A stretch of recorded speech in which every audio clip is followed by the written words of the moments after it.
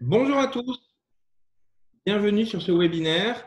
Bonjour en particulier à ceux qui nous suivent depuis l'étranger. Je sais qu'on nous suit depuis les États-Unis, depuis l'Allemagne, depuis l'Italie. Je sais aussi qu'on nous suit depuis la Russie. Donc, bravo à tous ceux qui nous suivent. Merci de nous rejoindre. Merci aussi à tous nos membres d'être fidèles à ce premier webinaire, cette première édition. Alors, pour cette édition, je dirais d'après Covid, nous avons rassemblé un panel d'experts. Alors, vous savez, le Covid-19 a relativement épargné la principauté. La crise économique qu'il s'apprête à engendrer dans le monde entier aura fatalement de grosses répercussions sur notre avenir. En revanche, Monaco ne manque pas d'atouts de par sa petite taille, sa flexibilité et sa forte résilience aux crises grâce à son économie diversifiée. Pour en parler, nous avons réuni ici 6 éminents spécialistes de la vie des entreprises et de la finance monégasque. Nous avons donc ici M. Régis Etienne, dans le groupe Banque Populaire depuis 35 ans et directeur régional de la Banque Populaire. Bonjour M. Etienne. Bonjour. Nous avons M. Rémi Razeau, directeur du Crédit Agricole Monaco, spécialisé dans la banque entreprise et la banque patrimoniale. Bonjour. Nous avons M. Hervé Ordioni, directeur général de Edmond de Rothschild, qu'il a rejoint en 1996. Il a été un acteur majeur dans la création en 2005 de Edmond de Rothschild Conseil et Courtage d'assurance et en 2008 de Edmond de Rothschild Gestion Monaco, société agréée pour la gestion de portefeuille et la gestion de fonds communs de placement. Hervé Ordioni a été nommé en 2015 président de la commission pour la promotion de la place financière de Monaco au sein de l'association monégasque des affaires financières, l'AMAF. Nous avons aussi, alors bonjour Hervé. Bonjour et merci Guillaume. Nous avons aussi ici M. Anthony Stentoriani, qui est vice-président de l'association monégasque de la même AMAF, président de la commission de gestion de l'AMAF. M. Toriani est professionnel de la gestion de fortune et de l'analyse des marchés financiers depuis plus de 20 ans et est un expert reconnu sur la place financière monégasque. Il est administrateur délégué de Monaco Asset Management, société de gestion de fortune qu'il a fondée en 1999 à Monaco. Bonjour Anthony. Bonjour Guillaume, merci beaucoup pour l'invitation. Nous avons ensuite M. Denis Yosia, le secrétaire général de la MAF depuis janvier 2018, qui a préalablement occupé des postes de direction dans des banques en France et en Principauté de Monaco, notamment dans le domaine des activités bancaires, de l'audit et de la conformité. Bonjour M. Yosia. Oui, bonjour Guillaume, merci. Pour compléter ce panel, M. Stéphane Garino, président de l'Ordre d'experts comptables de Monaco et associé chez KPMG Monaco, qui par son métier d'expert comptable et sa fonction au sein de l'Ordre, a été en première ligne des difficultés rencontrées par les professionnels, les entreprises et le gouvernement. Avec le Conseil de l'Ordre, ils ont fortement contribué à apporter des solutions pragmatiques à l'ensemble des acteurs. Bonjour Stéphane Garino. Avec le micro. Avec le micro, bonjour tout le monde. Merci Stéphane. Et pour animer ce webinaire, nous serons Justin Hyman, le directeur général adjoint du Monte Carlo Economic Board, du Monaco Economic Board, et moi-même, le directeur général exécutif du Monaco Economic Board, à l'écoute des questions qui seront posées par le public. Mais avant de les aborder, nous avons recueilli d'ores et déjà, de la part de nos adhérents, une dizaine de questions qui nous ont paru des plus pertinentes. Justin, qu'en pensez-vous? Voulez-vous nous donner la première de ces questions? Bien entendu. Bonjour tout le monde. Donc, en effet, nous avons trié parmi les nombreuses questions qui nous ont été posées, celles qui nous ont semblé les plus intéressantes. Alors, je souhaiterais commencer par poser celle qui est sans doute la base. Quel est l'état des entreprises aujourd'hui? Tout d'abord à M. Garino, pour un point de vue global, point de vue des entreprises, et ensuite plus sectoriel, pour un point de vue bancaire, à M. Yosia. M. Garino? Oui, donc sur le plan des entreprises, effectivement, avec la quantité d'aide mise à disposition par le gouvernement princier et reçue donc par les entreprises installées en principauté de Monaco, on peut dire que pour la période pure Covid, l'état des lieux est plutôt positif. L'impact de ces aides sur la durée devra être analysé un petit peu plus tard. Mais on pourrait dire déjà dans un premier temps que l'état des lieux est un état des lieux plutôt positif et encourageant pour l'avenir. Merci, M. Garino. M. Yosia, pour un point de vue bancaire? Et en complément de ce que vient de préciser Stéphane Garino, je confirme que l'état des lieux actuellement est plutôt positif, compte tenu que les banquiers ont toujours été aux côtés des acteurs économiques, et notamment dans la réactivité lorsque la crise a pris naissance, et je dirais que les banquiers sont à l'écoute des besoins des clients et les accompagnent durant cette période qui est délicate. Donc pour l'instant, je dirais que tout va bien dans ce domaine-là. Monsieur Uzia, vous voulez dire dans le domaine des relations entre la banque et les entreprises? Dans le domaine de la relation avec la banque et les entreprises, effectivement, le banquier est un partenaire, je dirais, très proche de ces acteurs économiques, et durant la crise, il a été de plus en plus présent dans le montage des dossiers et l'accompagnement des clients durant la période délicate que nous avons connue. Je vous remercie beaucoup. Alors là, j'ai envie de poser une question à Monsieur Ordioni. Quelle était la situation du secteur bancaire avant la crise sanitaire et en quoi cette situation a évolué aujourd'hui? Bon, c'est une double question. Je vais essayer d'y répondre assez rapidement. D'abord, faisons un flashback sur 2008, qui était la dernière crise bancaire, qui nous a démontré deux choses. C'est qu'effectivement, les États étaient prêts à tout pour sauver le système bancaire. Et puis, qui a eu une conséquence, c'est effectivement énormément de régulation.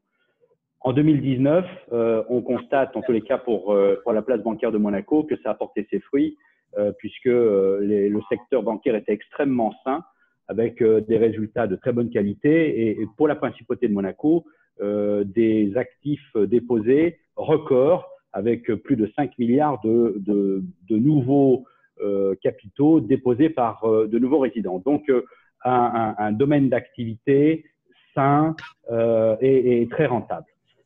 Vraiment une situation bancaire de première qualité. On a reçu il y a 3 jours les chiffres de la Banque de France sur l'état des comptes au 31 mars.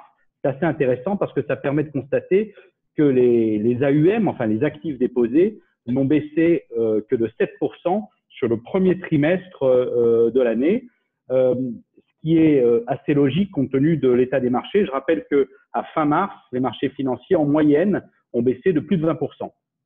Donc une place qui a très très bien résisté en termes d'actifs. Et puis aussi un signe extrêmement optimiste, c'est la croissance des crédits, puisqu'on est passé de 25,7 milliards de crédits au 31 décembre à 26,3 milliards de crédits octroyés, c'est-à-dire une hausse de pas tout à fait 3%, c'est un rythme annuel de plus de 10%. Donc ça démontre un bon dynamisme. Maintenant, ce sont les chiffres à fin mars, et qu'est-ce qui s'est passé effectivement à mi-mars? Et bien, effectivement, il y a eu la crise sanitaire. Alors, en quoi la crise sanitaire fait évoluer effectivement cette tendance de fond qui était extrêmement bonne? Alors d'abord, il est clair que les acteurs, que ce soit les banques spécialisées en private banking ou les sociétés de gestion, ont une activité transactionnelle extrêmement forte. Par contre, est-ce que cette tendance va continuer et va perdurer au deuxième semestre? Rien n'est moins sûr. En tous les cas, c'est un point de vigilance, c'est très clair. La deuxième chose, c'est pour les banques commerciales qui ont sans doute eu un bon premier trimestre. Ça va être un petit peu plus compliqué sur le plan de l'activité au deuxième trimestre. Et puis, il faudra être très vigilant au deuxième semestre parce qu'effectivement, la situation globale des entreprises n'est plus la même. Donc, il y a un environnement qui a complètement changé. Et puis, il faudra voir aussi en 2021 comment les choses, effectivement, continuent à se dérouler. Sur les sociétés de gestion, encore une fois, je pense qu'elles ont un bon début d'année. Il faudra voir effectivement comment les choses se passent en 2020 ou 2021 pour celles qui avaient peut-être un peu trop d'effet de levier. Peut-être qu'il y a des regroupements qui vont s'opérer et ça sera intéressant de regarder ce qui va se passer. Mais d'une manière générale, il est clair que le niveau global d'incertitude que génère cette crise aura des impacts sur les projets et y compris sur les projets de recrutement.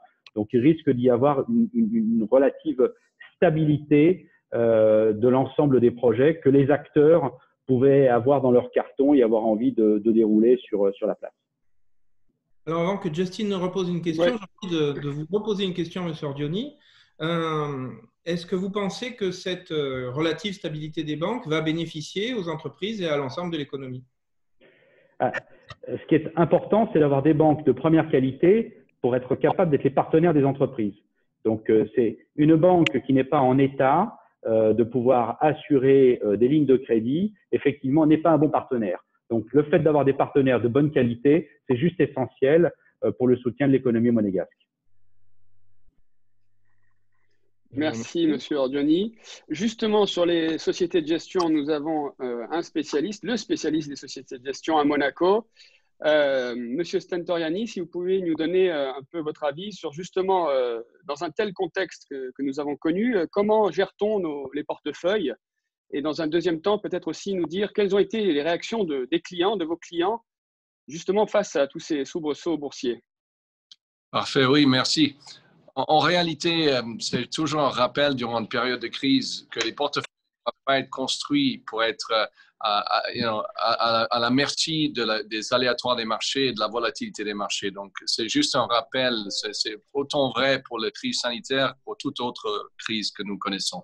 Donc, en réalité, la réponse est que tout au début d'une crise, il faut savoir si vous avez le bon niveau de risque. Si vous ne l'avez pas, il faut l'ajuster. Souvent, les gens prennent un peu trop de temps pour faire ça. Deuxièmement, il faut avoir une diversification de vos portefeuilles. Il faut avoir une bonne partie de votre portefeuille dans des actifs non corrélés, dans des actifs un peu qui permettent d'éviter la volatilité de ces portefeuilles-là. Et finalement, pour moi, quelque chose de très important, c'est de garder des portefeuilles extrêmement simples. On voit dans des crises que tout ce qui est complexe, tout ce qui est opaque, tout ce qui a un mauvais marché, tout ce qui n'est pas liquide, souffre beaucoup plus que les actifs traditionnels, les actifs, les actions, les obligations, etc. Donc, je pense que c'est un rappel aussi de maintenir une bonne simplicité dans la gestion qu'on fait. Maintenant, en ce qui concerne les clients, évidemment, ils étaient extrêmement inquiets pour la crise sanitaire, pour les impacts économiques, pour les impacts sur les marchés financiers.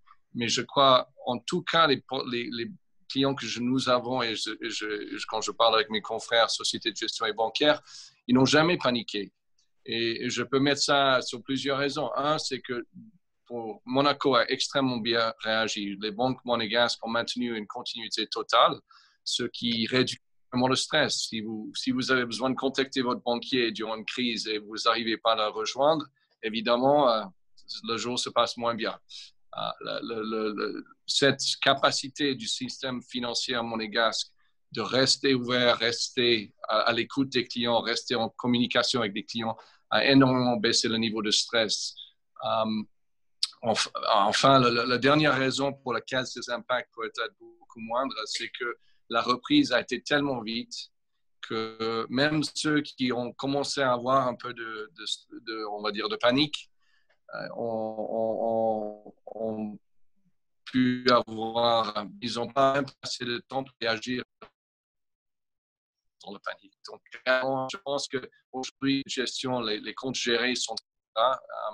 S'ils ne sont pas positifs, ils sont flats, voire légèrement baissent. Donc, je crois que c'est un bon résultat finalement pour la place financière. Anthony, est-ce que vous considérez que ces bons résultats sont dus à une bonne gestion du Covid par le gouvernement et que ça a aidé à rassurer vos clients les plus fortunés? Écoute, je pense que le gouvernement monégasque a fait un excellent travail d'adaptation à travers la crise sanitaire. Le financier, comme je l'ai dit, a montré sa robustesse et a assuré la continuité. Donc, et je pense que ce n'était pas le cas de toutes les places financières du tout. Je pense que nous avons une grande proximité avec notre clientèle, on a une grande communication entre les banques, les sociétés de gestion, entre les régulateurs, l'association des banques. Ça, c'est des choses qui n'existent pas à toutes les échelles et à toutes les différentes places financières. Donc, pour moi, cette crise sanitaire et cet impact boursier peut être même une opportunité pour la place in fine. Et je pense que c'est la raison pour laquelle nos clients ont pu traverser cette période d'instabilité avec beaucoup plus de calme. Merci beaucoup. Ça pourrait être une déclaration très importante. Merci, M. Toriani. Alors là, j'ai envie de poser une question à Stéphane Garino. Comment s'est passée la relation banque-gouvernement sur les aides mises en place comme le fonds de garantie, les entreprises de la place et nos membres en particulier nous ont beaucoup posé cette question. Elle revient très souvent. Alors, comment est-ce que ça s'est passé, cette relation banque-gouvernement? Alors, pour avoir eu la chance d'être des deux côtés, à la fois côté des experts comptables qui ont accompagné les entreprises à répondre, à préparer les dossiers d'aide, et du côté de l'ordre des experts comptables à avoir participé à l'ensemble des comités du fonds de garantie monégasque, je peux conclure que la relation et le système a été excellent. Je pense que l'efficacité de chacun des acteurs a démontré la plus-value de notre petite place monégasque Et effectivement, on a eu beaucoup de dossiers à traiter, mais que l'on a traités dans des délais très, très courts. Les banques ont été réactives. Les questions, on a la chance, encore une fois, d'être dans un petit territoire. Donc, les questions étaient posées en direct, les réponses arrivaient dans des délais très, très courts. Et finalement, tout le monde a pu recevoir en temps et en heure, pendant le dur de la crise, les 2 derniers mois que l'on vient de passer, les aides dont ils avaient besoin pour entrevoir un avenir un peu plus serein. D'accord. Et qu'en pense M. Yosia de son côté? Oui, je confirme les propos de Stéphane Garrineau, d'autant plus que la MAF a été associée dès le début avec le gouvernement dans la mise en place des processus qui permettaient aux entreprises de pouvoir, je dirais, pallier aux difficultés de trésorerie qu'elles rencontrent durant cette période.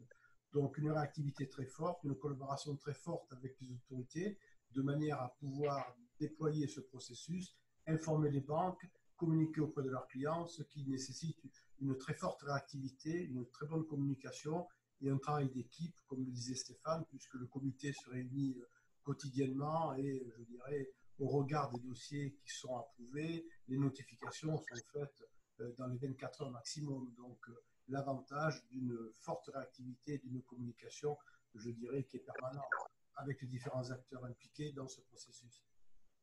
Merci, M. Yosia. En fait, ce qui revient souvent, c'est la flexibilité du gouvernement et sa rapidité d'action. Donc, c'est vraiment ce que vous venez de nous confirmer. Aussi bien M. Garrineau que M. Yosia, vous êtes d'accord sur ce point.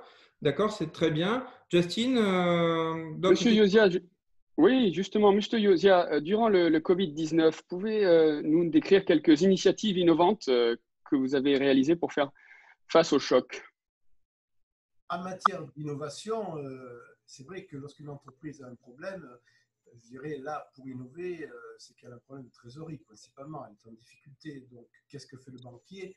Eh bien, d'abord, il est à l'écoute, donc c'est peut-être pas innovant, mais il est peut-être un peu plus présent. Et puis, dans les solutions qu'il peut apporter aux entreprises, au-delà des aides gouvernementales dont nous venons de parler, les pré-Covid, il y avait aussi la possibilité, si le client en ressentait le besoin, de solliciter auprès de son banquier des reports d'échéance allant jusqu'à 6 mois sur des crédits qui avaient déjà été accordés. Donc, je pense que l'innovation, encore une fois, est plutôt dans la relation et dans la personnalisation de la relation entre la banque et son client qui permettent, je dirais, une écoute attentive de manière à apporter un besoin qui répond aux attentes du client. Parce qu'en matière de finance, d'innovation, là, on était pour couvrir le besoin que le client avait, je dirais, au regard de la crise sanitaire. Merci, Monsieur Yosia. Est-ce que vous avez également un avis sur le sujet, Monsieur Ordioni?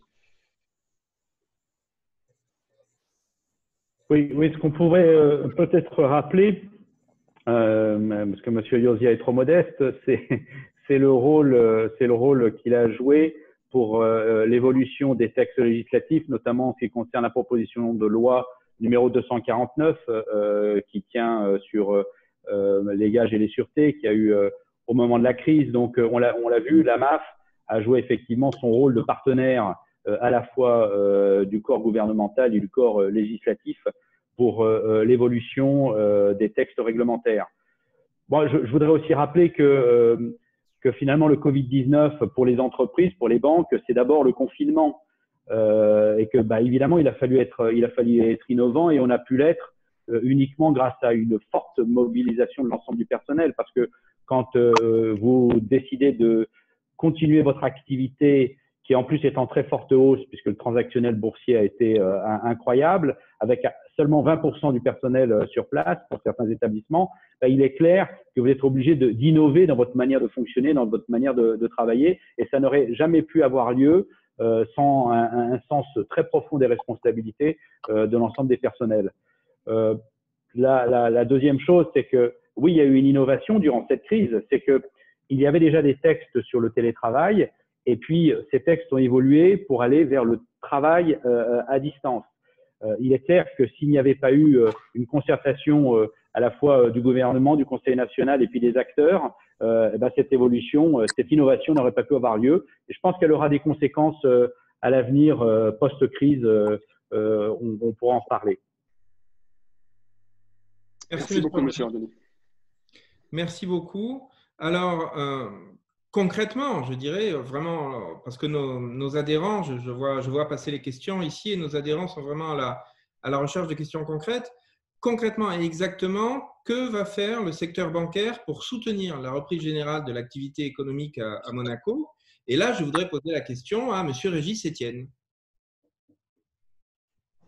Le secteur bancaire va devoir continuer à innover. Moi, ce que je voudrais dire, monsieur l'a très bien dit tout à l'heure, mais en 2008, les banques étaient la cause de la crise.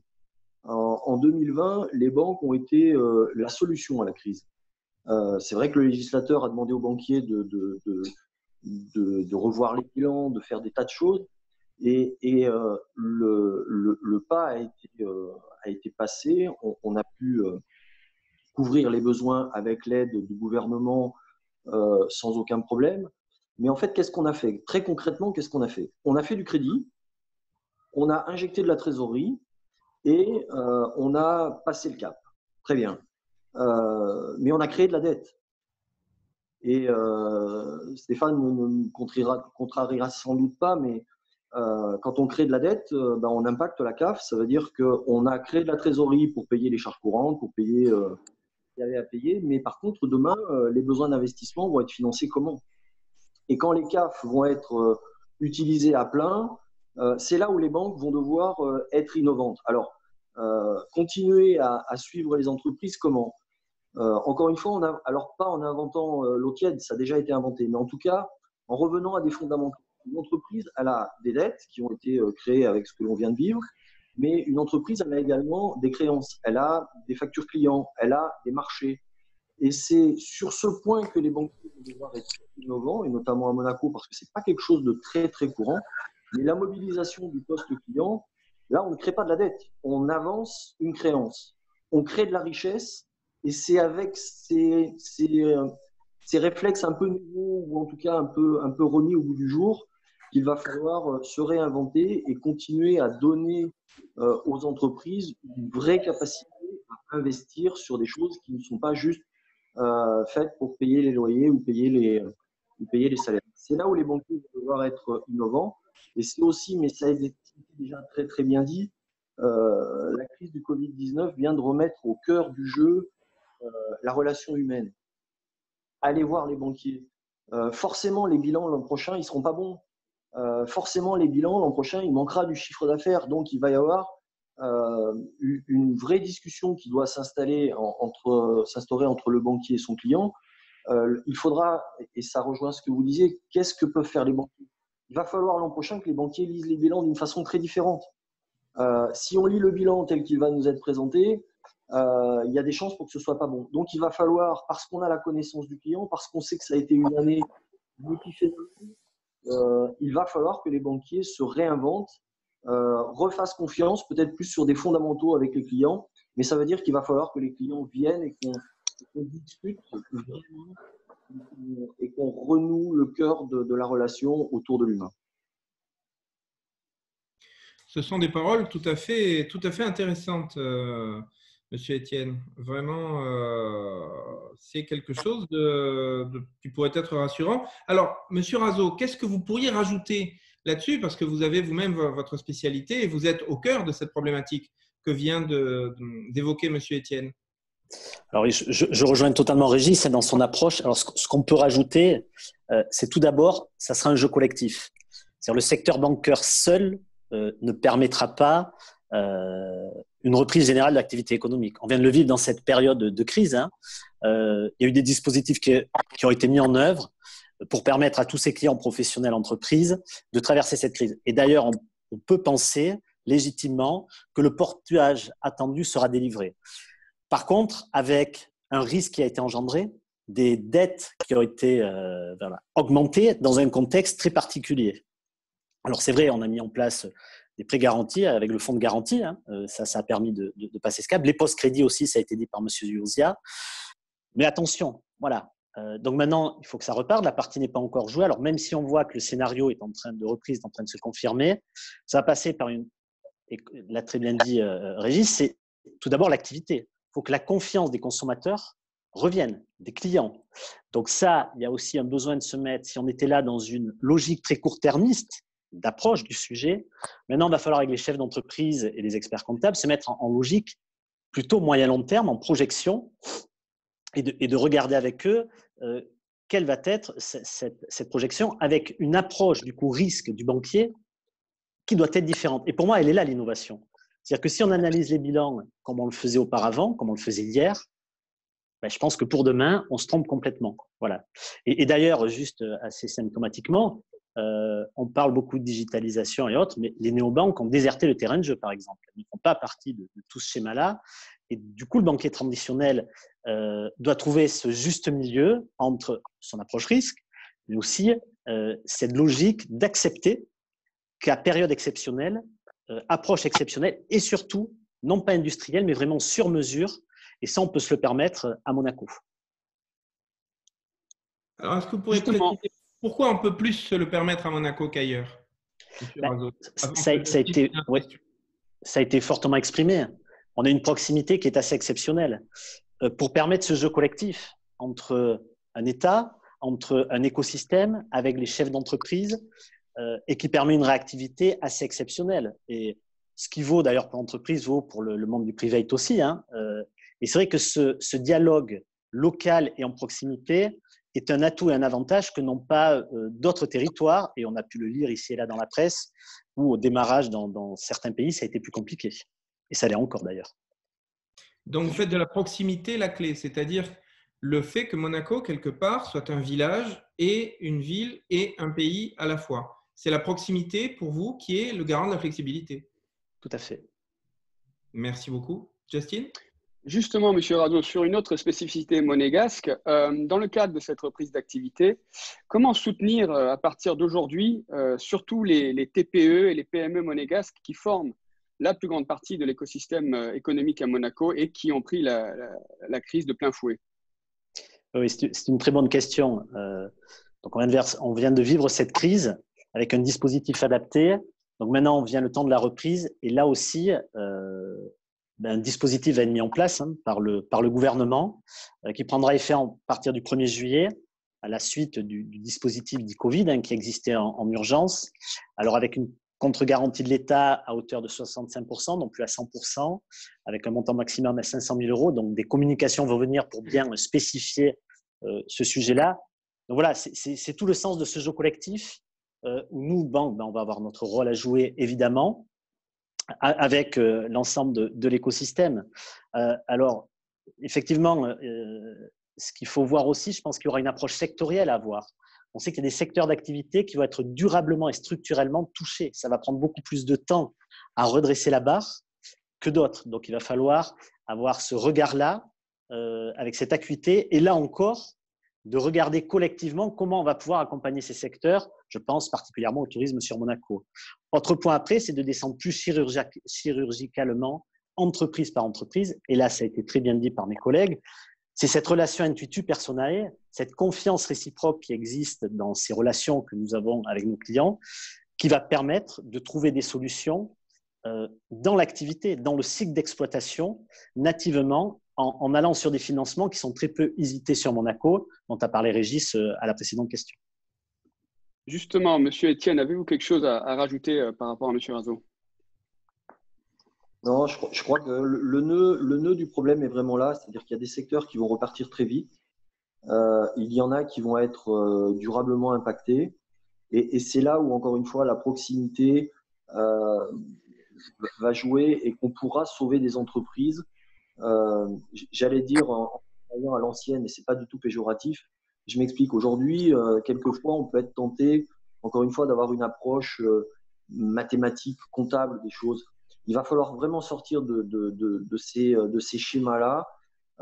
Si on a une entreprise cliente depuis 20 ans, que depuis 19 ans, elle se développe, qu'elle gère bien ses affaires, eh bien, il faudra accepter que cette année, elle ait un bilan qui soit en dehors de toutes les normes, qui, par rapport aux normes bancaires, ne devrait donner droit à rien. Et il va falloir que le banquier, un peu à l'ancienne, un peu à la confiance, c'est pas du tout péjoratif, mais à une époque, on se tapait dans la main et ça avait vraiment une valeur un gage de. Et c'est là où il va falloir innover. Et encore une fois, on revient à l'humain. Est-ce que j'ai la capacité à croire que ce client chez moi depuis de longues années va pouvoir rebondir ou pas? Si on le croit sincèrement, alors il y aura le moins de casse possible et on sauvera le plus d'entreprises possible. C'est une évidence. Donc, c'est la confiance au-delà de la taille de la société ou même du secteur qui va rester primordiale. Monsieur Étienne. Il va falloir qu'on oublie nos règles de dépouillement de bilan. Alors, ça va peut-être faire hurler un peu les comptables, mais je suis sûr qu'ils nous suivront dans cette analyse-là. J'allais presque dire, il faut regarder les bilans. Ça sera la connaissance de l'entreprise qui nous permettra de dire banco, on suit cet entrepreneur qui quelquefois, et souvent même, a tout mis dans son entreprise. Il a mis toute son épargne, il a hypothéqué sa maison. Enfin, voilà, ils ont tout mis dedans et il va falloir que nous, on accepte de jouer le jeu. Et c'est en ce sens où on sera en dehors de tous les critères bancaires habituels. Et c'est là où il va vraiment falloir qu'on soit innovant. Si on arrive à passer ce cap et à être sur ce schéma-là, alors on sauvera les entreprises. Monsieur Garino, vous confirmez? Est-ce que j'ai le choix? Donc, il faudra effectivement être innovant. Personnellement, je serais un tout petit peu plus critique. Je pense qu'il faut effectivement la proximité. Tout le monde va travailler main dans la main.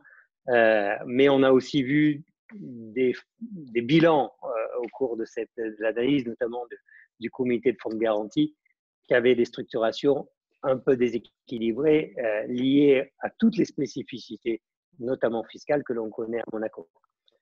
Donc, effectivement, il faudra être souple, il faudra être innovant dans l'analyse des bilans, mais il faudra aussi rappeler aux entrepreneurs leur responsabilité dans la capacité à financer leur propre entreprise et regarder un peu l'aspect économique avant l'aspect fiscal pour que les bilans soient un peu plus proches de la réalité et que la notion de fonds propres revienne au centre du débat.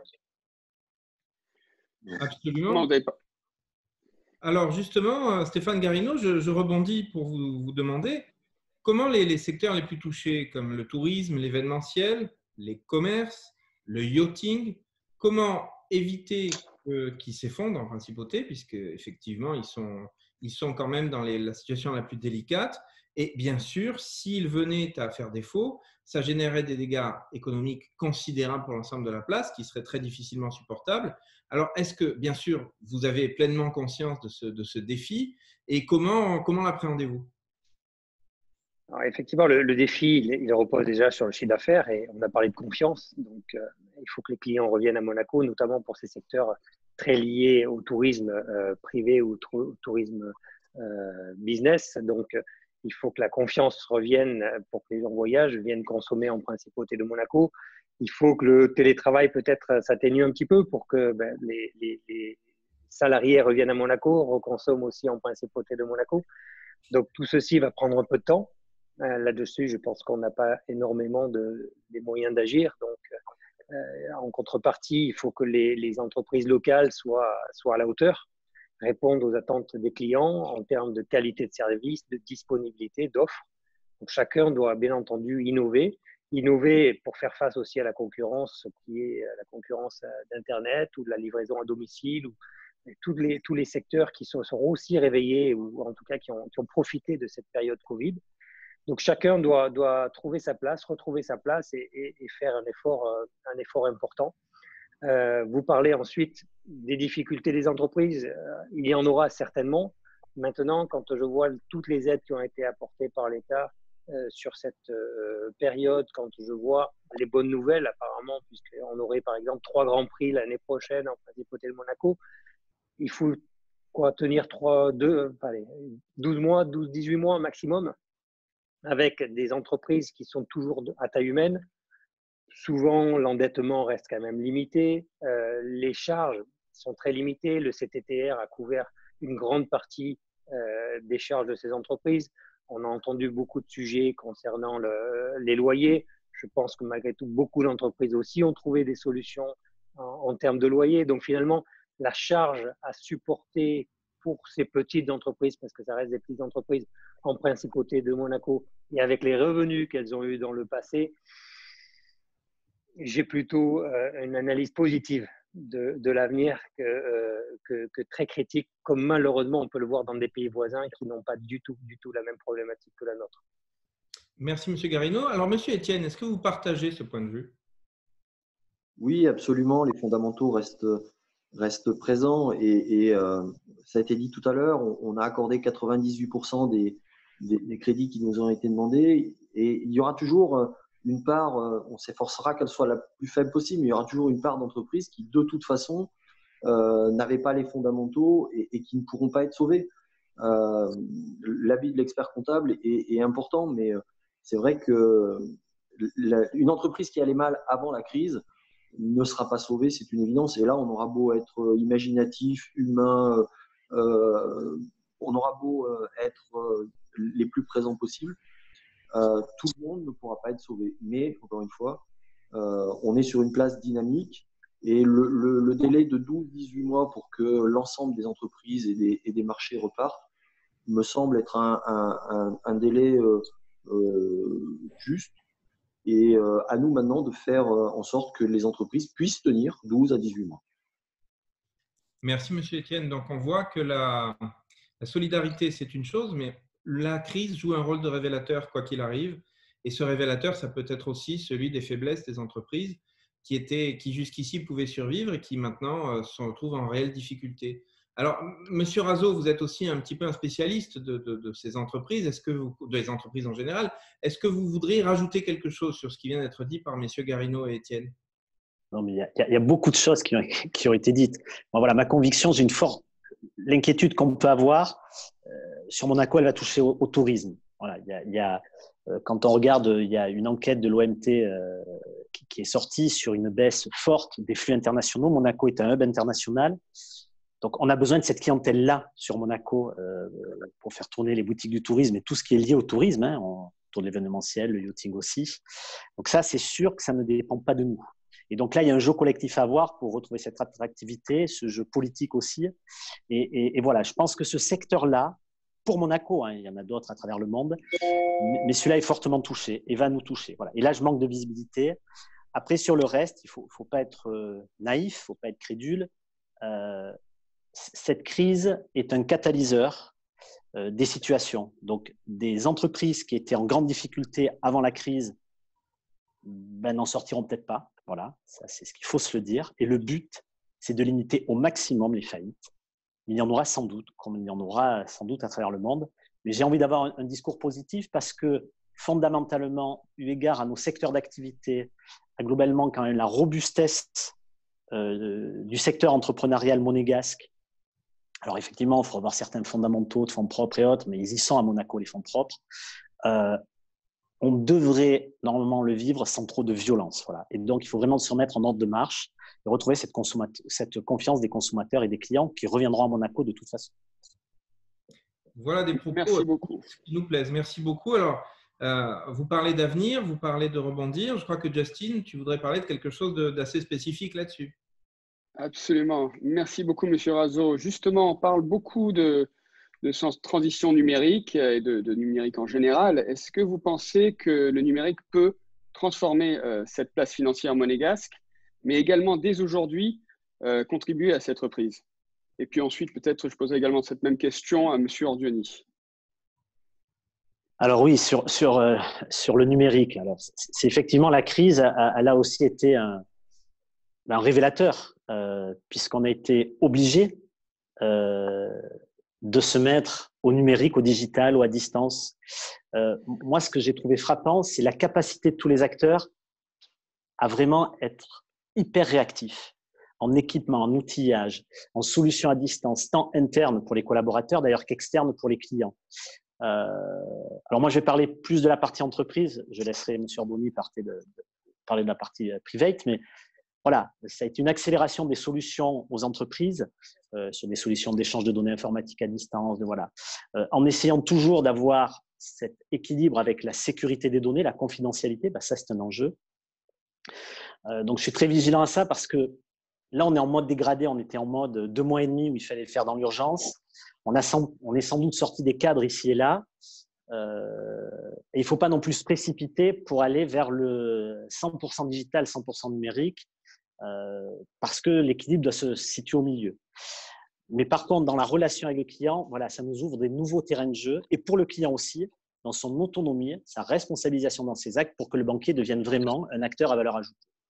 Et après, plus singulièrement, mais en interne, et ça, je pense que pour la stratégie monégasque, notamment par rapport aux problématiques de mètres carrés, voilà, le travail à distance, qui n'est pas le télétravail et qui n'est sans doute pas le télétravail de demain, il y a des vrais axes de réflexion à porter sur ce mode de travail en interne, sur ce mode relationnel, parce que là aussi, et je prends dans le métier, où des conseillers en front office client, on n'imaginait même pas demain pouvoir travailler à distance avec certains de nos clients. Ben, c'est possible.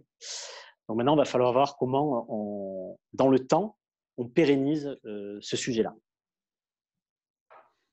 Merci, M. Razo. M. Ordioni? Oui, c'est très intéressant ce que vient de dire M. Razo et je le partage parfaitement. C'est vrai que, on va dire, le télétravail ou le travail à distance, schématiquement, c'était une option qu'on regardait quand on avait le temps. Aujourd'hui, c'est devenu une solution additionnelle dont on ne pourra pas se passer, à la fois dans la relation client, bien évidemment, et à la fois au sein même de nos personnels, parce qu'effectivement, on a souvent des problématiques de locaux ou des problématiques de gestion alternative des collaborateurs, et donc on pourra y répondre de cette manière. Ce que je voulais dire, c'est que on s'est rendu compte aussi qu'on n'était pas complètement armé et qu'il y avait un certain nombre de manques pour assurer cette transition numérique. Donc, comme Rémi Razo l'a rappelé, parfois on était un peu borderline, mais c'est une situation d'urgence et dans de tels cas de figure, il faut savoir s'adapter.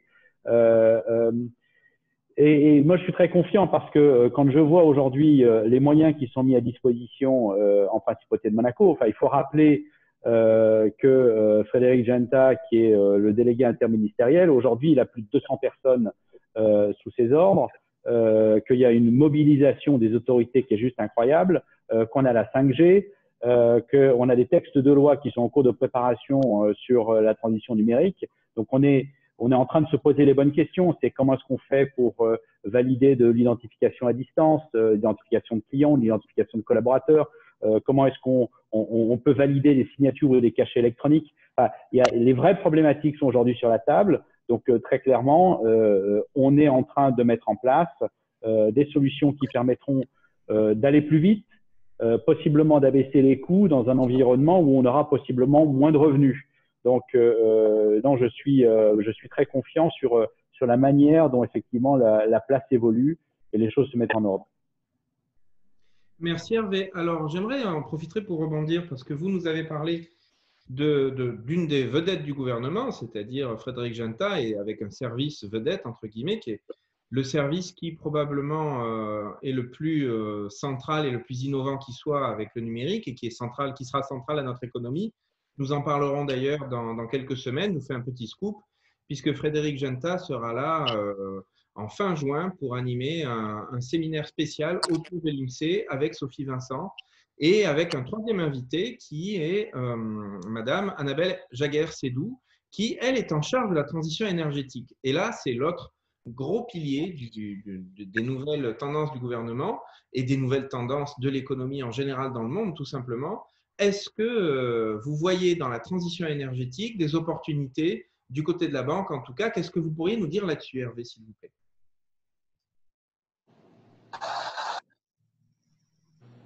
Ça y est. La transition énergétique, elle est même antérieure, très largement antérieure à la transition numérique. C'est vrai que la plupart des établissements bancaires, je crois, ont signé le pacte de transition. La MAF aussi a signé le pacte de transition. C'est vrai que ce qui a changé depuis de nombreuses années, mais je crois que c'est pas lié au Covid-19, c'est simplement une prise de conscience. Alors là où on peut dire que le Covid-19 peut jouer aussi un rôle, c'est que si je prends l'exemple du bâtiment, c'est toujours plus compliqué de mettre un ancien bâtiment aux normes que d'avoir un nouveau bâtiment complètement aux normes. Donc, dans cette crise du Covid-19 où il va falloir reconstruire beaucoup de choses, effectivement, il y aura une association qui sera sans doute beaucoup plus marquée vers cette transition énergétique. Ensuite, peut-être que du côté des investisseurs, il y a aussi une prise de conscience. Là, je pourrais peut-être donner la parole à Anthony Stentoriani. C'est effectivement comment bâtir des portefeuilles qui sont un peu plus axés sur la transition énergétique et qui sont plus éco-responsables. Ça peut être aussi une manière effectivement de voir les choses.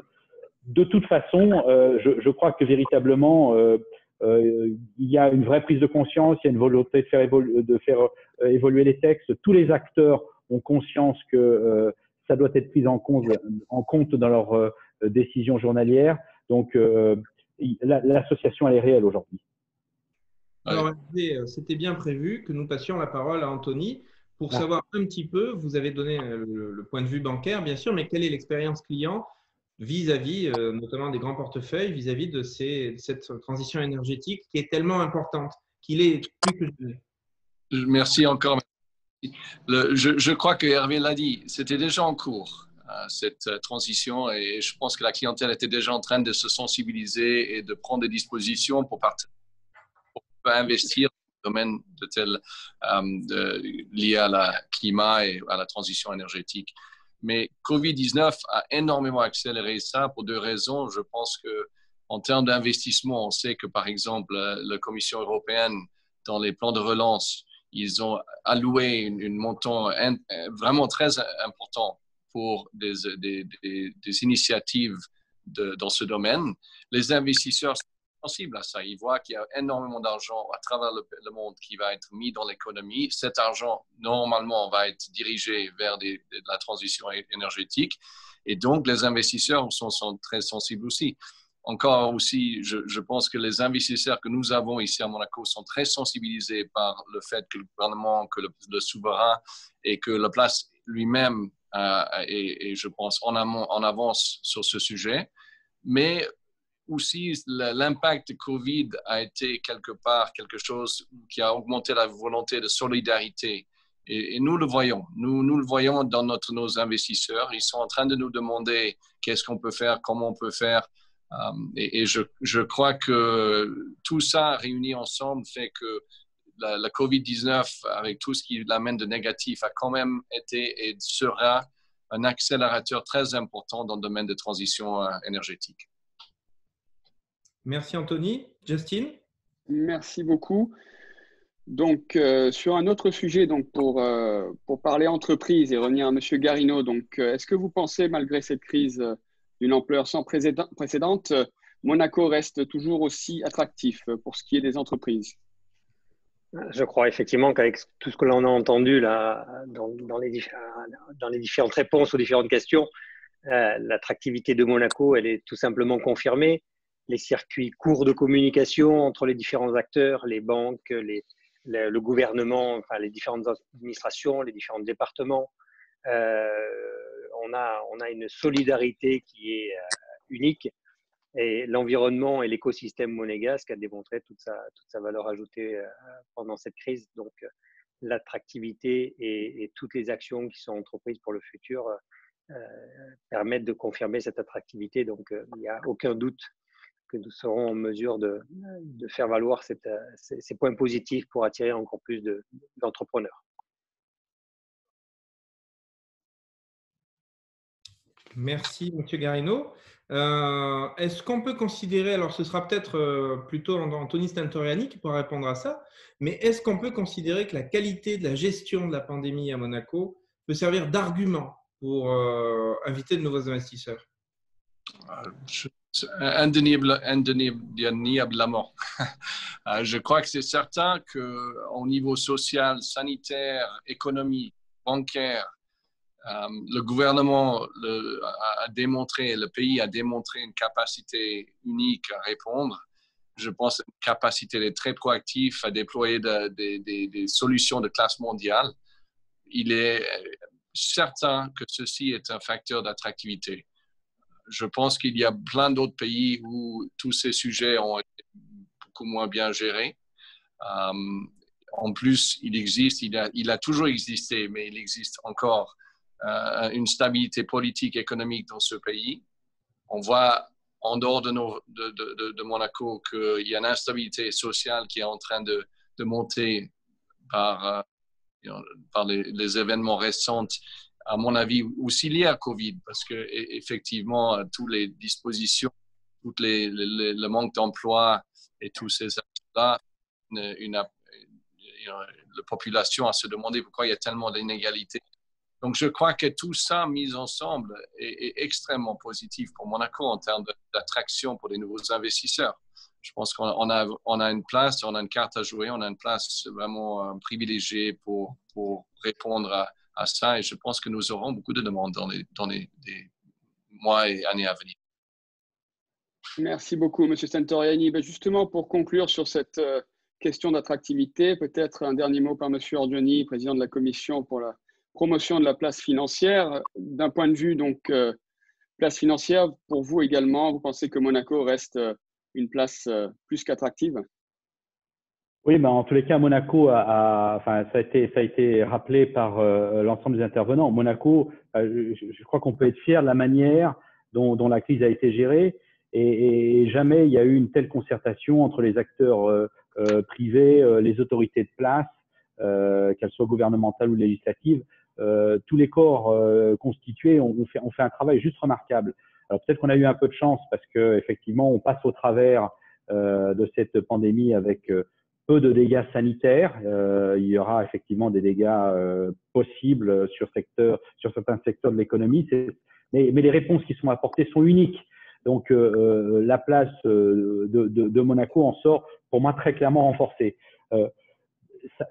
Ça confirme le fait que c'est un endroit où il fait bon vivre, ça conforte le fait que c'est un endroit où il fait bon investir et entreprendre. Et ça, c'est fondamental.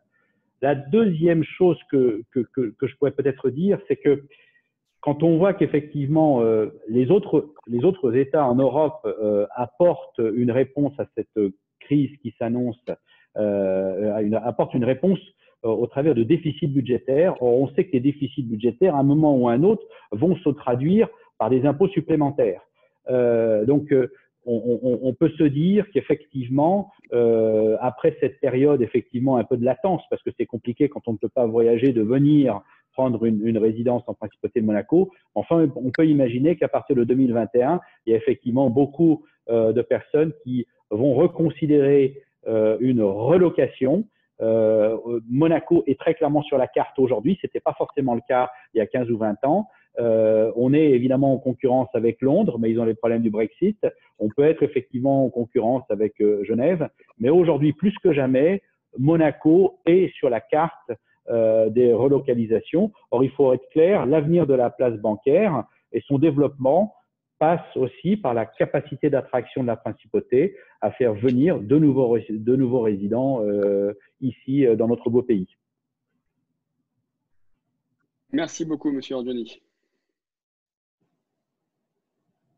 Alors, nous avons maintenant épuisé, je dirais, les questions qui étaient préliminaires, mais nous avons reçu pendant ce débat un certain nombre de questions tout à fait intéressantes.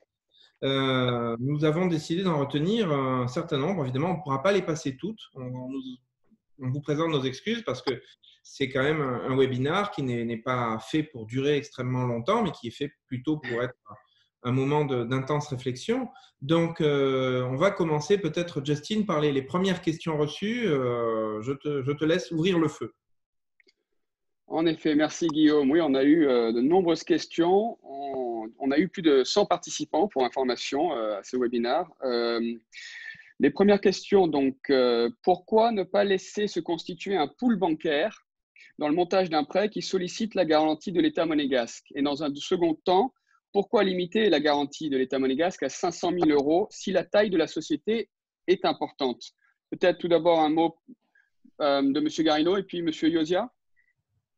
Alors effectivement, sauf faire de ma part, les banquiers corrigeront, mais les pools bancaires sont en général constitués pour permettre de réduire le risque que supporte la banque dans le crédit qui est accordé. Quand le risque est supporté à 100% par l'État, l'intérêt d'un pool bancaire est donc très limité. Donc pour l'efficacité des crédits, l'allocation des crédits pendant la crise, il avait été décidé de ne laisser qu'une seule banque présenter le dossier au fonds de garantie. Et pourquoi avoir défini des seuils à typologie de dossier moins de 50 000, plus de 50 000, limité à 500 000 euros? C'était pour permettre aussi à l'État d'évaluer un budget. Bien entendu, les dossiers présentant une demande supérieure à 500 000 euros ont été étudiés et ont fait l'objet de dérogations directement accordées par le conseiller ministre des Finances. Donc, tous les dossiers, dont ceux supérieurs à 500 000 euros, ont été étudiés. Merci beaucoup, Monsieur Yozia. Oui, je peux que confirmer ce que vient de dire Monsieur Stéphane Garino. Effectivement, le pool bancaire se crée pour diviser le risque et qu'une seule banque ne supporte pas le risque en totalité. Donc, c'est la principale raison de créer un pool bancaire. Donc là, il n'y avait pas besoin puisque les crédits sont garantis à 100% par l'État casque.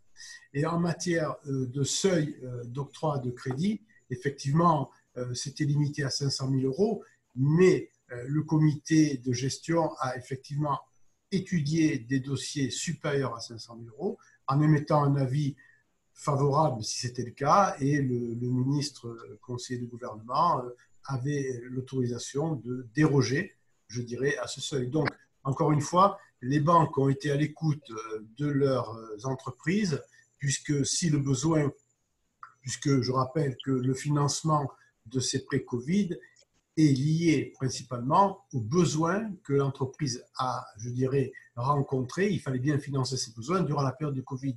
Donc, en fonction de la taille de l'entreprise, de son marché et de son chiffre d'affaires, elle pouvait avoir des besoins supérieurs à 500 000 euros. Et là, une fois encore, je dirais, nous avons fait preuve d'écoute et de réactivité en pouvant, je dirais, accorder le financement si le besoin était constaté.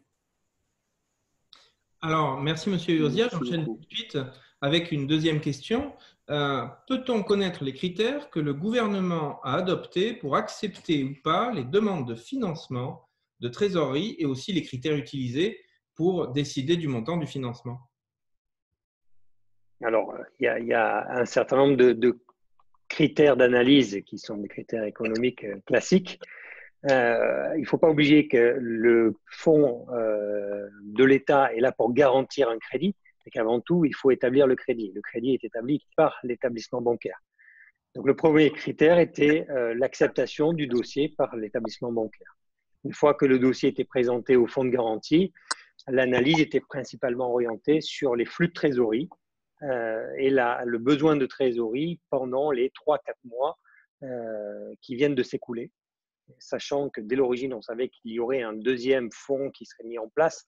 Donc, l'objectif était de couvrir le besoin de très, très court terme pour éviter que les entreprises soient face à des situations de trésorerie difficiles de court terme. Donc, le plan de trésorerie a principalement été l'axe d'analyse. Et ensuite, quelques critères annexes sur des problématiques de rémunération des dirigeants, des administrateurs ou l'utilisation des fonds tels qu'elle était présentée. Mais très sincèrement, j'ai entendu 98%, je crois qu'on n'est pas loin, quasiment l'ensemble des demandes qui ont été présentées ont été autorisées et supportées par le gouvernement. Donc, il n'y a pas eu de sanctions ou d'analyse très strictes, en tout cas des demandes. Alors, certains de nos membres font état et nous font remonter le fait que certaines sociétés auraient eu moins que les montants demandés. Est-ce que ça correspond aux critères que vous venez de nous énoncer ou les montants étaient… Effectivement. Monsieur Yozia a insisté pour dire que c'était le besoin Covid qui était présenté. L'État ne peut pas se porter garant à 100% d'un budget, par exemple, qui prévoit une relance d'activité. Autrement, il n'y aurait pas eu de limite et une difficulté d'avoir un traitement assez équitable pour l'ensemble des entreprises. Donc, on a plutôt fait une analyse du business plan sur la période des 3-4 mois, je précisais, du besoin de trésorerie pour être sûr qu'il n'y ait pas de défaillance de trésorerie pendant cette période-là. Et M. Razo le précisait aussi, il y a le fonds de garantie qu'on a appelé fonds de garantie BIS qui vient d'être lancé, où les entreprises peuvent maintenant déposer des demandes de crédit qui seront garanties à 65% par l'État et non plus 100%, avec la possibilité toujours d'avoir un remboursement des intérêts à hauteur de 0,75%. Mais la banque étant libre ensuite, elle, de proposer un taux supplémentaire. Et la banque doit faire un travail pour trouver la garantie pour les 35% restants.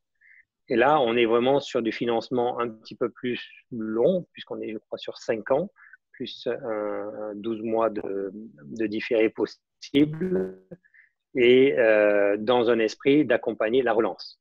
Voilà, donc là, l'analyse sera à peu près la même, mais sur des business plans beaucoup plus longs. Donc, l'objectif était vraiment d'éviter que les entreprises se retrouvent sans capacité de trésorerie pendant les 3 mois qui viennent de s'écouler. Et c'est pour ça que les crédits ont été capés, on va dire, à ces montants-là. Merci, M. Garino. C'est une réponse très complète. Monsieur Yozia, pour compléter, effectivement, pardon, je me permets, pour compléter aussi, une entreprise qui arrivait avec une demande et un découvert déjà important, ce découvert n'a pas été pris en compte pour le calcul du crédit ou du découvert accordé par l'établissement. On est parti du moins quelque chose pour aller à moins un peu plus. Mais l'État n'est pas là non plus pour garantir ce qui s'est passé dans le passé. Monsieur Yozia? Oui, tout à fait. Je ne peux que confirmer ce que vient de dire M. Garino.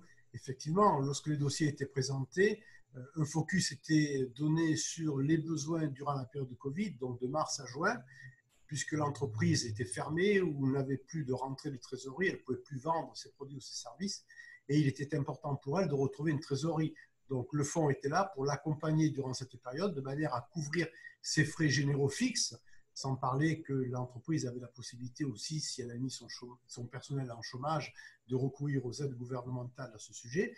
Mais oui, on a été quelquefois amené à déduire des montants qui étaient sollicités, certaines sommes qui principalement étaient hors besoin Covid ou bien prenaient en considération la demande, une trésorerie négative qui était déjà constituée préalablement à la période du Covid. Donc, le fonds n'était pas là pour, je dirais, subvenir aux défaillances, aux difficultés que l'entreprise avait avant la période de Covid.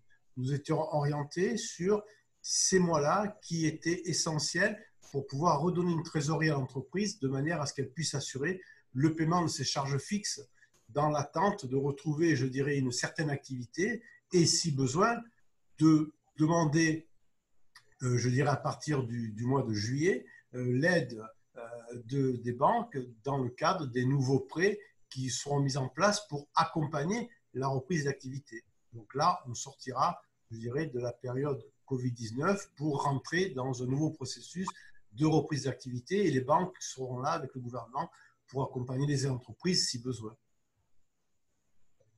Merci beaucoup, M. Yozia. Merci beaucoup, M. Yozia. Vous avez répondu d'ailleurs à une autre question avec M. Garino. Donc, on peut passer à la prochaine. Alors, que pensez-vous? Est-ce que vous pensez que Monaco devrait adopter les normes de solvabilité 2 tiers, solvents? Donc, je ne sais pas exactement qui est le plus approprié. M. Yozia, sur cette question? Je ne suis pas certain que je sois le meilleur approprié, mais de toute manière, si on parle de réglementation bancaire internationale, la réglementation bancaire à Monaco est la même que la réglementation bancaire qui s'applique, je dirais, en France, en Europe ou dans différents pays. Donc, les critères et les règles et les ratios sont applicables aux banques monégasques, puisque la réglementation bancaire française en matière d'organisation et de contrôle s'applique sur le territoire monégasque. Donc, je dirais que ces ratios et ces règles internationales s'appliquent en principauté de Monaco. Je ne sais pas si Stéphane peut rajouter certains points ou confirmer, mais… Oui, enfin, je veux dire, le sujet étant pour les banques, effectivement, c'est le cas. Donc, les ratios et les règles européennes, en tout cas, sont quasiment toutes applicables à Monaco. Donc, je ne pense pas qu'on ait d'ailleurs de crainte à avoir sur la solidité des banques monégasques ou des succursales ou des filiales de banques installées à Monaco. Ok, merci pour cette question. Alors, j'ai envie de faire cette réponse. J'ai envie de poser une question à Hervé Ordioni qui nous est arrivé du public. Une question qui dit: est-ce que les assureurs à Monaco ont été des collaborateurs actifs et des soutiens aux entreprises durant cette crise? Monsieur Ordioni, les assureurs? Alors, je ne suis pas très bien placé pour répondre à cette question puisque ma compétence est limitée à l'assurance vie et pas à l'IARD. Donc, je suis très mal placé pour pouvoir y répondre. Maintenant, j'imagine que oui, puisqu'on est dans un tout petit pays et qu'effectivement, ce sont des relations humaines faciles à établir, à maintenir dans un environnement dégradé qui est celui effectivement du confinement.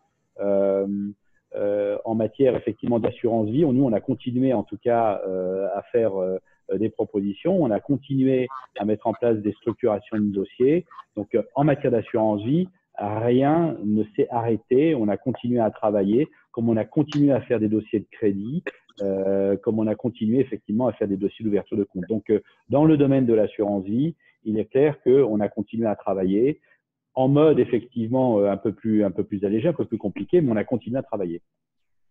Ok. Alors, sur le domaine des assurances lui-même, est-ce que Stéphane Garrineau ou Rémi Razeau voudraient parler? Alors, il faut savoir dire quand on ne sait pas qu'on ne sait pas. Donc, c'est une excellente question. Je n'ai traité aucun cas, ou en tout cas aucun retour de clients qui auraient eu soit des difficultés avec leur courtier. Il faut dire qu'à Monaco, on n'a que des courtiers en assurance. On n'a pas de compagnie d'assurance installée à Monaco. Donc, je pense que les clients ont été traités comme tout autre client en France ou en Europe et que les courtiers, pour en connaître une grande majorité, ont dû agir exactement de la même manière que les banquiers, en étant très très proches de leurs clients et en apportant le service qu'ils apportent régulièrement le reste de l'année. Donc, j'ai pas de doute là-dessus. Par contre, c'est vrai que c'est un sujet qu'on n'a quasiment pas abordé au cours de ces 2 derniers mois.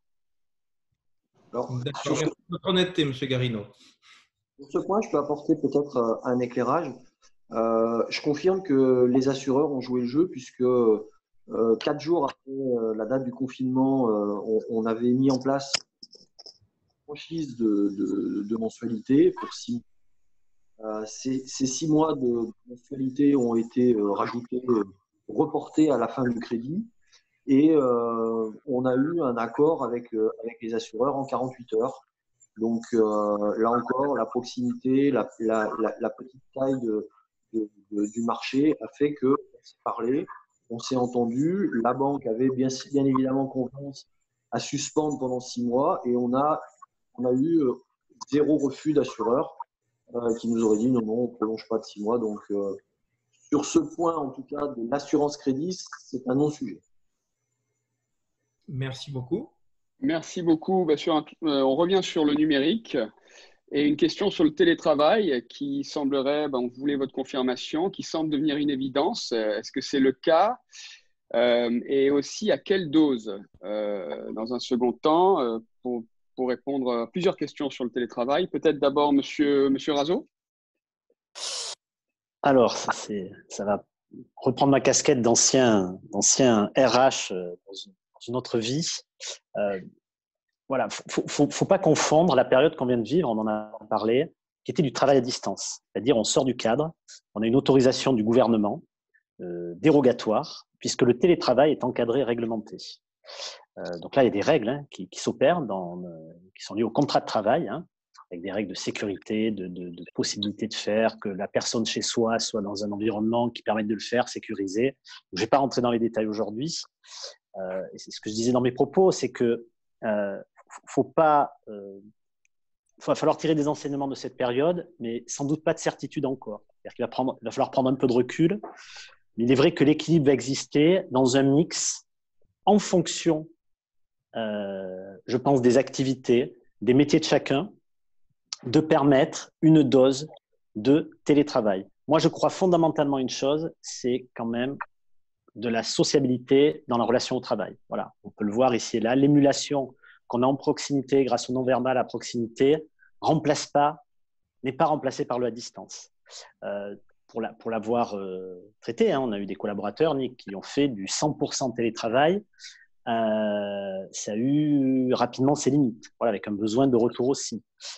Ça a aussi l'effet inverse, certaines personnes qui du coup ne veulent plus revenir en physique aussi.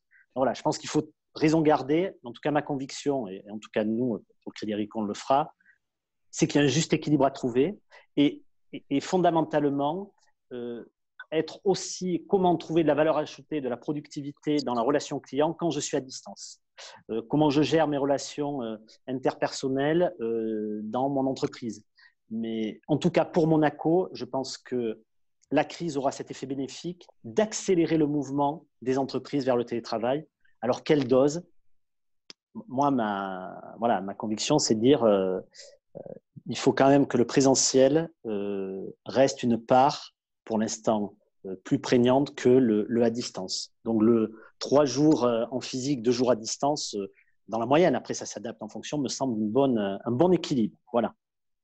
Merci beaucoup, Monsieur Razo. Là, on est sur des questions interactives. Donc, si quelqu'un du panel veut rajouter quelque chose, oui. Je pourrais peut-être rajouter sur le Monsieur Etienne. travail en complément de ce que disait Rémi Razo, c'est que effectivement, le télétravail aujourd'hui est réglementé par une loi qui date de 2016 et qui a été antérieure à la période de confinement que nous avons connue. Donc, nous avons mis en œuvre au sein des entreprises, sous l'impulsion du gouvernement qui a montré sa réactivité, du travail à distance. Mais à la lumière, je dirais, de cette expérience, je pense qu'il va falloir faire évoluer la loi actuelle de manière à pouvoir avoir un cadre un peu plus flexible qui réponde bien entendu aux attentes des entreprises et aux possibilités des collaborateurs de pouvoir travailler à distance. Mais je rejoins tout à fait ce que dit M. Razo, c'est qu'il faudra trouver un mixte et un juste équilibre parce qu'on ne peut pas considérer, me semble-t-il, un travail qui soit déporté de manière durable, mais par contre, on peut très bien envisager, je dirais, un télétravail, un travail à distance, un mixte avec une relation de confiance entre l'employeur et le salarié. Mais encore une fois, il va falloir faire évoluer le cadre législatif qui aujourd'hui est assez fixe, compte tenu que le confinement a mis à la lumière, a mis en exergue des possibilités, des capacités que peut-être même certains employeurs ne se doutaient pas. Alors là, je me permettrai de rebondir en tant que dans une autre vie co-législateur. Effectivement, comme vous l'avez tout à fait avec pertinence rappelé, la loi qui a été négociée il y a seulement 4 ans a été négociée avec les autorités françaises et les autorités françaises ont toléré un certain degré de télétravail, mais effectivement, elle ne saurait imaginer que quelqu'un soit en télétravail permanent 5 jours sur 7, et puis ne soit tout de même considéré comme un employé monégasque, enfin un employé de la Principauté de Monaco, alors qu'il réside en France. Donc, il ne faut pas oublier que là-dessus, la Principauté de Monaco n'est pas complètement libre de ses mouvements.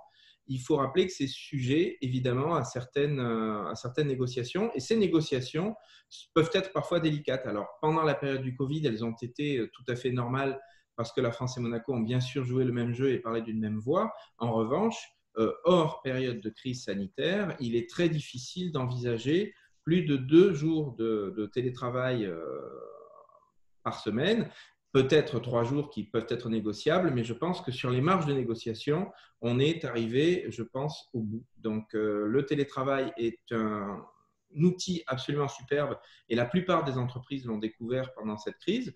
Et je pense, quoi qu'il en soit, que des traces vont en rester, mais en revanche, il n'est pas possible de le généraliser totalement. C'est à mémoriser. Alors, si vous voulez bien, je reprends le fil des questions. Et nous avons une question tout à fait intéressante d'un professionnel de la place extrêmement réputé qui nous dit « Pour inviter des nouveaux investisseurs, attirer de nouvelles entreprises à s'implanter à Monaco, ne considérez-vous pas que les délais d'instruction des demandes devraient être accélérés ?» Messieurs, peut-être on peut commencer par Stéphane Garino. On parle de quelle demande, pardon? Les demandes d'entreprise à s'implanter à Monaco. Sauf erreur de ma part, les délais actuels sont de l'ordre d'une trentaine de jours entre le dépôt du dossier et l'accusé, enfin l'autorisation délivrée par le gouvernement. Donc, personnellement et avec la casquette KPMG, je peux vous assurer que les délais restent très courts, même sur des activités réglementées, qui nécessitent l'autorisation du régulateur financier, la CCAF.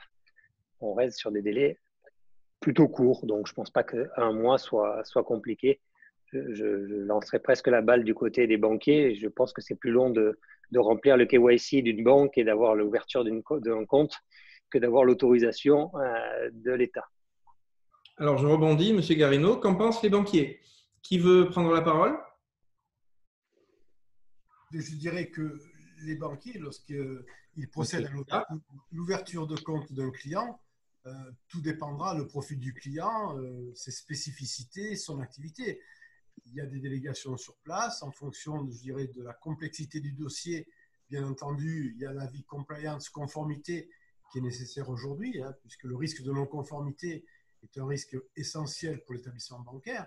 Donc, il peut y avoir un délai plus ou moins long, mais en général, j'ai rarement vu, lorsque j'étais en activité, des dossiers qui n'étaient pas approuvés dans un délai au maximum d'une semaine, voire même, suivant les banques, l'accord peut être fait immédiatement, dans la journée, suivant les délégations. Après, encore une fois, la complexité du dossier, le reporting groupe peut nécessiter des compléments d'investigation qui rallongent le délai. Mais encore une fois, moi qui ai pu exercer également en France et en Principauté de Monaco, je pense que dans ce domaine-là, Monaco est beaucoup plus réactif et rapide que certaines banques françaises, sans vouloir porter des jugements sur certains établissements dans la réactivité. Merci beaucoup, M. Garino, M. Yosia. Peut-être une dernière question pour la partie interactive d'un acteur dans l'aviation privée. Donc la question, et j'apprécie le fait que vous parlez de tous les acteurs de l'économie. Certains, comme nous, sont très exposés, et principalement dû au fait que nous traitons au niveau mondial plutôt que local, et donc nous devons attendre une reprise mondiale. Donc, est-ce que vous êtes d'accord avec cette notion d'attente de reprise mondiale pour Monaco? Peut-être cette question pour M. Toriani? Non, je crois que la question est quelque chose de difficile. Je pense qu'évidemment, il y a un soutien pour des acteurs de la place qui ont une activité internationale et quelque chose de normal, mais il est difficile d'envisager comment et sous quelles conditions ce serait faisable, surtout dans la mesure que c'est une activité difficile à comprendre. Est-ce qu'elle reprendra?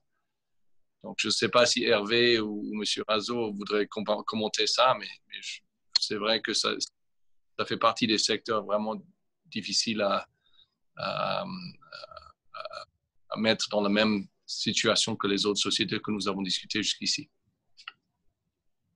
C'est vrai que le secteur de l'aviation privée est un secteur extrêmement particulier. J'ai pu prendre connaissance lundi d'une étude de McKinsey qui disait que les ultra high net worth, enfin, c'est-à-dire en fait nos clients privés fortunés, seraient finalement peu impactés et pas très longtemps sur cette crise-là. Donc, si effectivement la clientèle de l'aviation privée est située au travers de ce segment de clientèle, on peut imaginer que la crise ne durera pas trop longtemps. Maintenant, l'Europe va être particulièrement affectée sur le plan économique.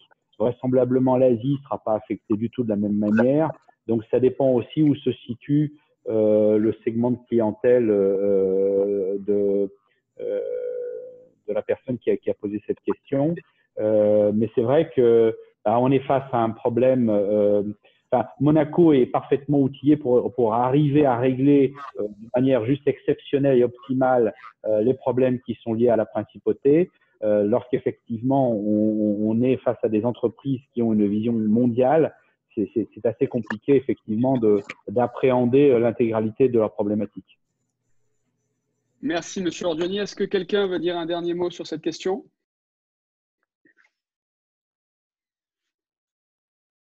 Bon. Eh bien, écoutez, merci pour tout. Merci beaucoup à tous. Nous arrivons au terme de ce webinaire. Nous espérons que ça vous a plu, que nous avons répondu à vos questions. Alors, je tiens tout particulièrement à remercier ceux qui nous suivent de loin, bien sûr, mais aussi nos intervenants dont je me permets de penser qu'ils ont fait preuve d'un rare niveau d'expertise parce qu'ils étaient vraiment très, très au courant de la situation et ils se sont impliqués. Je n'ai pas eu le sentiment qu'il y ait eu de la langue de bois. J'ai vraiment eu le sentiment que tout le monde, pour reprendre les paroles de M. Etienne, faisait preuve de solidarité et d'engagement. Donc, merci à nos participants, merci vivement.